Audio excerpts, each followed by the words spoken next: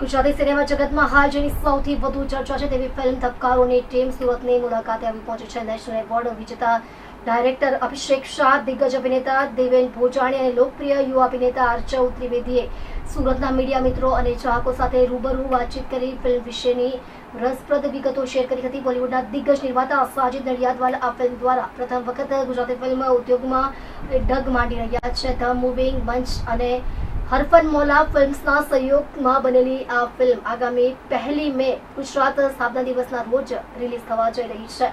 હેલ્લારો જેવી માસ્ટરપીસ આપનાર અભિષેક શાહે જણાવ્યું કે ધબકારો એક અત્યંત સંવેદનશીલ અને લાગણી પ્રધાન ફિલ્મ છે અને ફિલ્મ હળવાશથી કહેવાયેલી વાર્તા હોવા છતાં ગુજરાતી પ્રેક્ષકોના હૃદયને સ્પર્શી જશે તેવી આશા વ્યક્ત કરવામાં આવી છે. વર્ષો પછી ગુજરાતી પડદે મુખ્ય ભૂમિકામાં જોવા મળી રહેલ દેવેન ભોજાણીએ ઉત્સાહ વ્યક્ત કરતા જણાવ્યું હતું કે આ ફિલ્મની વાર્તામાં એક એવી તાજગી છે જે મને ફરીથી ગુજરાતી સિનેમા તરફ ખેંચી લાવી.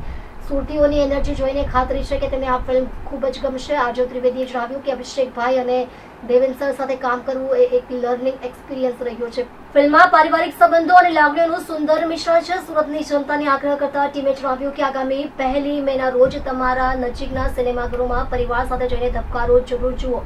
હળવાશથી કહેવાયેલી આ લાગણી પ્રધાન ફિલ્મમાં ગુજરાતી પ્રેક્ષકોને ચોક્કસ પોતાનો ધબકારો સંભળાશે.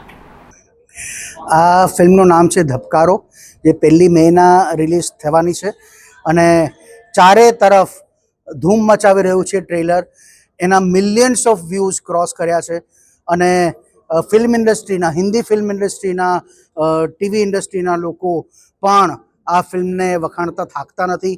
એમના વિડીયોઝ વાયરલ થઈ રહ્યા છે. એમણે એક સ્ક્રીનિંગ જોઈ છે ત્યારથી અને લોકોના એક્સપેક્ટેશન્સ ખૂબ વધી રહ્યા છે. આ ફિલ્મ એક એવી ફિલ્મ છે જે ફૂલ ઓન એન્ટરટેનમેન્ટ છે પણ એટ ધ સેમ ટાઈમ બહુ ઊંડી વાત કરશે. તમે ફિલ્મમાંથી નીકળશો ત્યારે તમારી સાથે તમે કશુંક લઈને જશો એ પ્રકારની આ ફિલ્મ છે. ફૂલ ઓન ફેમિલી એન્ટરટેનમેન્ટ છે. દરેક ઉંમરના લોકો આ ફિલ્મ માણશે એવું મને લાગે છે. મારું નામ અભિષેક છે. હું એક ફિલ્મ મેકર છું. હું ધબકારો ફિલ્મનો લેખક, ડિરેક્ટર અને પ્રોડ્યુસર છું. આ પહેલાં મેં હેલારો અને ઉંબરો જેવી ફિલ્મો બનાવી છે.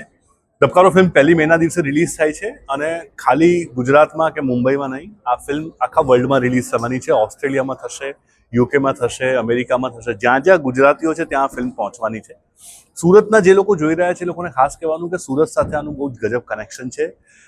મારી બધી ફિલ્મોનું સંગીત મેહુલ સુરતી કરે છે જે સુરતના છે અને આ ફિલ્મનું સંગીત અહીંયા તૈયાર થયું છે. ધબકારોનું 4 ગીતો છે. એક ગીત કૃષ્ણ ગીત જે તમે લોકોએ સાંભળ્યું હશે અવેલેબલ છે. એના સિવાયના બીજા 3 ગીતો હવે આવવાના છે. એક ગીત કાલે જ આવી રહ્યું છે. સરસ મજાનું સંગીત છે. ખાલી મેહુલ સુરતી નહીં પણ આ ફિલ્મના જે કોરસ સિંગર્સ છે, આ ફિલ્મના જે સિતાર વાદક છે, આ ફિલ્મમાં સારંગી વાદક, એટલે ફિલ્મનું મ્યુઝિક લગભગ સુરતમાં જ થયું છે. એટલે સુરતીઓને ખાસ કહેવાનું કે તમે આ ફિલ્મ જોજો.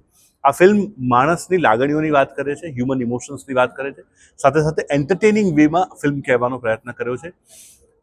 બહુ બધી ફિલ્મો આવે છે, લોકો જોવા જાય છે, નથી જતા, પણ કેટલીક ફિલ્મો એવી હોય છે કે જે ફિલ્મ કદાચ તમે સાથે લઈને જાઓ, તમે ઘરે જઈને ચર્ચા કરી શકો. તમારા ઘરમાં સાવ નાનું બાળક હોય ને બહુ જ મોટી ઉંમરનું કોઈ હોય, બધા સાથે બેસીને જોઈ શકે એવી ફિલ્મ બનાવવાનો પ્રયત્ન કર્યો છે.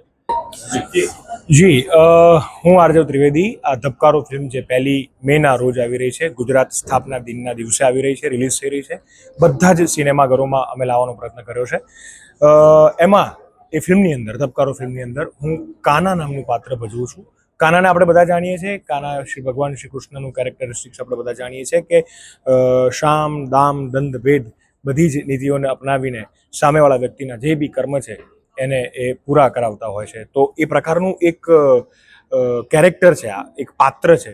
કૃષ્ણ ભગવાન નથી, એક પાત્ર છે. અને સાથે સાથે એ અશોકભાઈ પટેલ અને ડાયાભાઈ પટેલની જે ભૂમિકા દેવેન સર પરફોર્મ કરી રહ્યા છે એને સારથી બનીને ટ્રાવેલ કરાવી રહ્યા છે.